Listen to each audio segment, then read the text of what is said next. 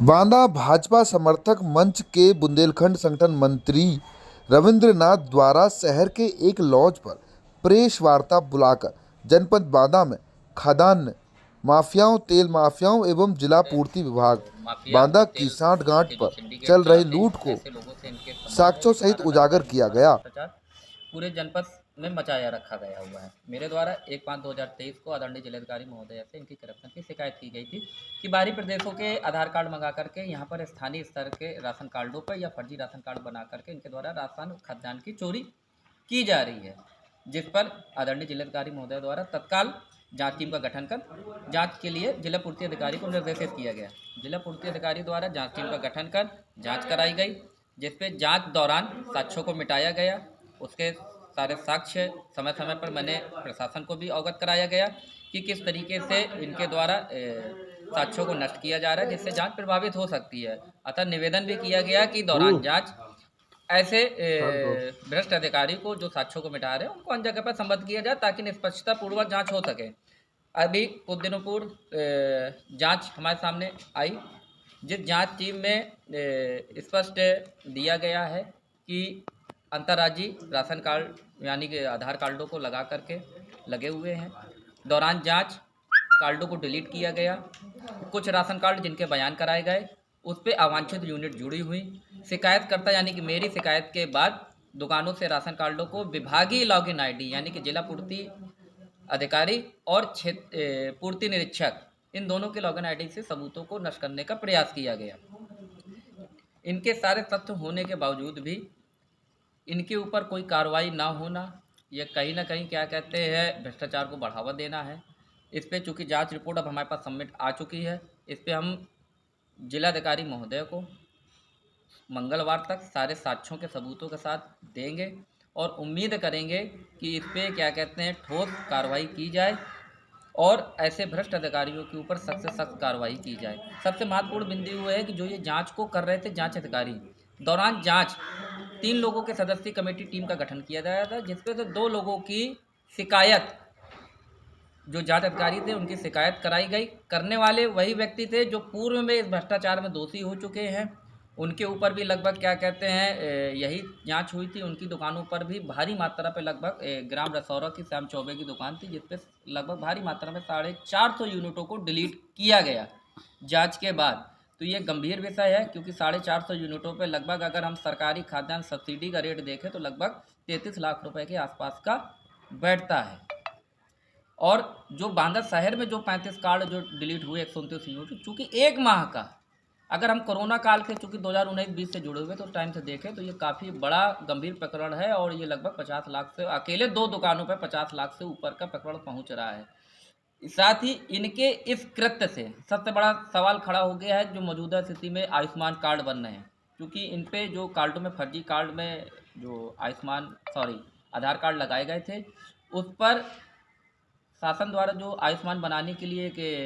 नियम बनाया गया है कि जिनके राशन कार्ड 6 या उससे ऊपर के यूनिट के हैं उनको आयुष्मान बनेगा, वो ऐसे चयनित भी हुए। तो ऐसे फर्जी कार्ड भी उस पर चयनित हो गए कि जिनका एक व्यक्ति तो बांदा जनपद पर है लेकिन इसके बाकी के सदस्य या 2 सदस्य या 3, लेकिन बाकी के सदस्य नहीं है, जो स्वास्थ्य विभाग के लिए भी सिरदर्द खड़ा हो गया। कंडीशन यहाँ तक रही कि स्वास्थ्य विभाग के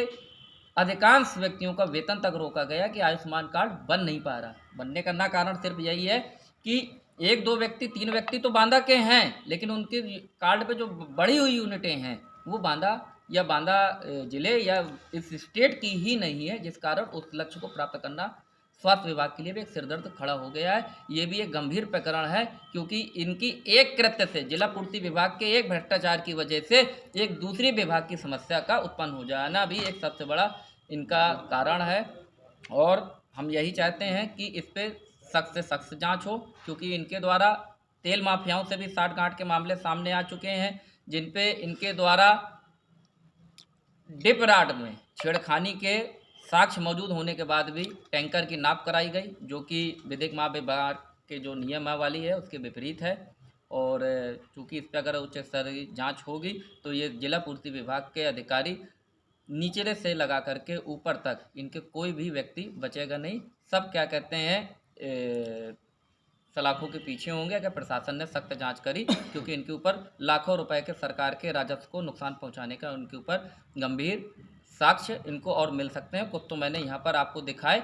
और इसके साथ ही मैं निवेदन करूंगा आपके चैनल के माध्यम से कि प्रशासन भी अपनी सक्रियता दिखाए और ऐसे लोगों के खिलाफ सख्त कार्रवाई करे। अच्छा, जिला पूर्ति अधिकारी को जब आपने शिकायत की है तो उन्होंने अपनी जांच भी की होगी, जांच में क्या पाया, उन्होंने क्या लिख करके दिया? मैंने जिला पूर्ति अधिकारी को शिकायत नहीं किया, मैंने जिलाधिकारी महोदया जी से शिकायत की थी 1/5/2023 को, जिसके क्रम पे उनके द्वारा तत्काल 2 तारीख को जांच टीम का गठन कर दिया गया और 4 तारीख को जिला पूर्ति अधिकारी द्वारा जांच टीम का गठन कर दिया गया, जिसमें 3 सदस्यीय टीम थी और उनसे कहा गया कि आपको इस जांच की विधिवत जांच करनी है, शिकायत की विधिवत जांच करनी है और दुकानों पे प्रचलित संपूर्ण कार्डों की जांच करनी है। लेकिन कार्ड किस तरीके से लिए गए,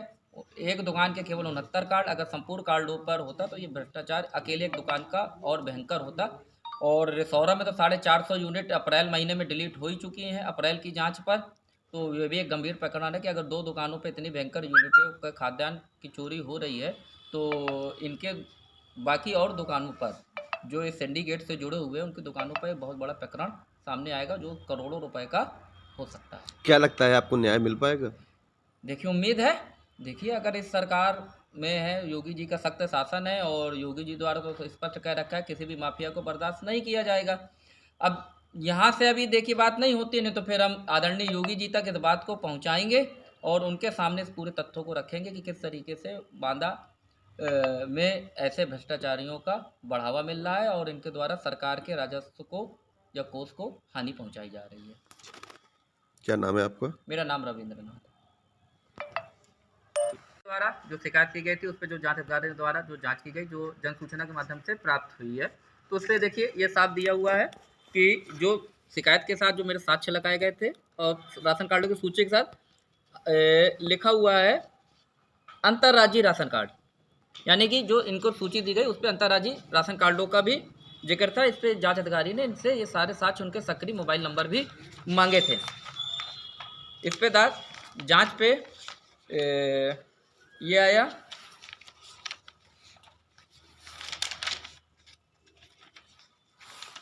हाँ,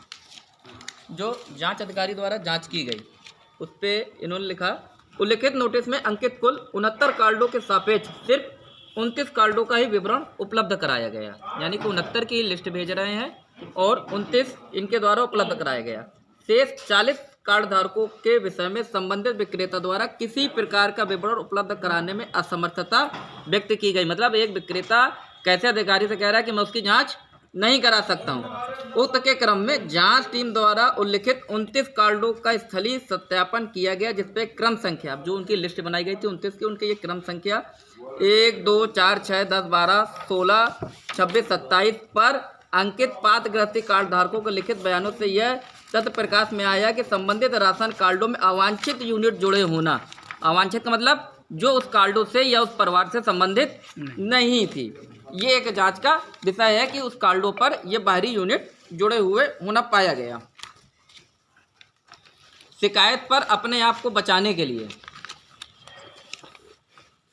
क्षेत्राधिकारी शरद कुमार सोनकर द्वारा बांदा नगर के विक्रेताओं को दबाव बना करके अपने पक्ष पे एक उन्होंने शपथ पत्र लिया, लेकिन शपथ पत्र कहीं पर भी नोटरी से प्रमाणित नहीं था। अगर आप सामूहिक बयान ले रहे हैं तो प्रत्येक व्यक्ति के नोटरी पे समक्ष उनके सिग्नेचर होने चाहिए थे और पूरा का पूरा एफिडेविट कहीं पर भी नोटरी से प्रमाणित नहीं था, जिससे वो कानूनन किसी प्रकार से वैध नहीं था और किसी भी जांच में सम्मिलित नहीं किए जाने योग्य था। साथ ही जांच टीम द्वारा एक सबसे महत्वपूर्ण तथ्य देखिए, ये दिया हुआ है प्रसंगत प्रकरण में संबंधित उचित विक्रेता की दुकान से संबंधित शेष पात्रग्रस्ती राशन कार्डों के ऑनलाइन ट्रांजैक्शन का रिपोर्ट का अवलोकन करने से यह ज्ञात हुआ कि शिकायतकर्ता मेरे द्वारा प्रस्तुत शिकायती प्रार्थना पत्र दिनांक 1/5/2023 के उपरांत 35 पात्रग्रस्ती राशन कार्डों को दिनांक 6/5/2023 से लेकर के 22/6/2023 तक विभागीय लॉगिन आईडी से डिलीट किए गए, जबकि इन 35 कार्डों पर डिलीट करने से पूर्व ई-पॉस मशीन के माध्यम से ऑनलाइन ट्रांजैक्शन का खाद्यान्न का आहरण किया जा रहा था। मतलब कार्ड डिलीट जो किए गए उनका राशन लगातार उठाया जा रहा था, जिससे साफ जाहिर होता है कि प्रचलित राशन कार्डों को जो जिनसे राशन लिया जा रहा था ऐसे कार्डों को डिलीट किया गया। साथ ही जाँच के, क्योंकि हर जाँच का एक निष्कर्ष भी होता है, निष्कर्ष भी हम देखें तो पूरी जांच रिपोर्ट जो है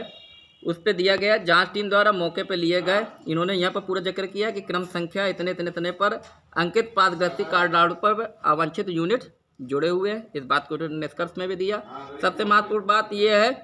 कि जांच में यह तथ्य भी प्रकाश में आया है कि शिकायतकर्ता यानी कि मेरे द्वारा प्रस्तुत प्रार्थना पत्र दिनांक 1/5/2023 के उपरांत उक्त सूची में उल्लिखित 35 पादग्रस्ती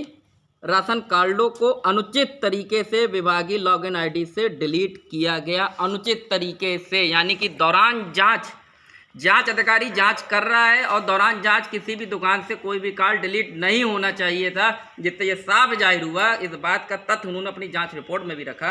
कि कहीं ना कहीं गलती को छुपाने के लिए विभाग द्वारा अपने विभागीय लॉगिन आईडी या अपने कह लीजिए पद का दुरुपयोग करते हुए साक्ष्यों को नष्ट करने, सबूतों को मिटाने और पत्ता वालियों के साथ छेड़खानी की गई। ये सारे साक्ष्य इनकी जांच आख्या से मिल रहे हैं, जिससे पूर्णतः स्पष्ट होता है कि इस विभाग द्वारा कहीं ना कहीं करप्शन में इनके संलिप्तता है और ये सब के सब दोषी हैं।